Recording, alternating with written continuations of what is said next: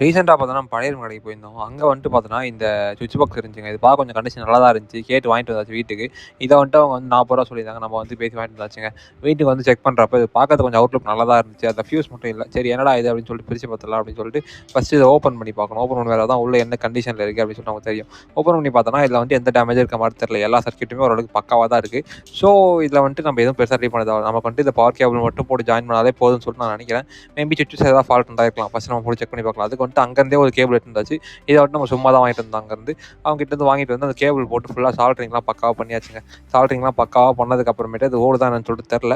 சரி செக் பண்ணி பார்க்கலாம் அப்படின்னு சொல்லிட்டு பவரில் இன்புட் கொடுத்து செக் பண்ணி பார்க்கலாம்னு சொல்லி செக் பண்ணுறப்போ என்ன ஆச்சுன்னா அது பக்காவாக ஆயிடுச்சுங்க. எல்லாமே வந்து பக்காவாக ஆன் ஆயிருந்துச்சு. ஸோ பதில் எந்த ப்ராப்ளமும் இல்லை. எல்லாமே பக்காவாக ஒர்க் ஆகிட்டு இருக்குது. பட்டனுமே எல்லாமே சூப்பராக ஒர்க் ஆகுது. என்ன ப்ராப்ளம்னா அதில் வந்துட்டு அந்த ஃபியூஸ் மட்டும் இல்லைங்க. அந்த ஃபியூஸ் வந்துட்டு நம்ம கிட்ட வீட்டில் இருக்குது. நம்ம ரெடி பண்ணி போட்டுட்டு அதுக்கப்புறமேட்டு இது ஒர்க் ஆச்சா இல்லையா அப்படின்னு சொல்லி நம்ம பார்க்கலாம். ஓகேங்களா? ஸோ இப்போ நம்ம வீட்டுக்கு எடுத்துகிட்டு போய் ரெடி பண்ணணும். அதுக்கு முன்னாடி ஸ்க்ரூலாம் போட்டு முடிக்கலாம். ஃபுல்லாக க்ளீன் பண்ணதுக்கப்புறமேட்டு தான் பார்க்க முடியும். வீட்டுக்கு போய் இந்த ஃபியூஸ் எடுத்தாச்சு. இந்த ஃபியூஸ் எடுத்து வந்துட்டு இது நல்லா தான் இருந்துச்சு ஃபியூஸ்.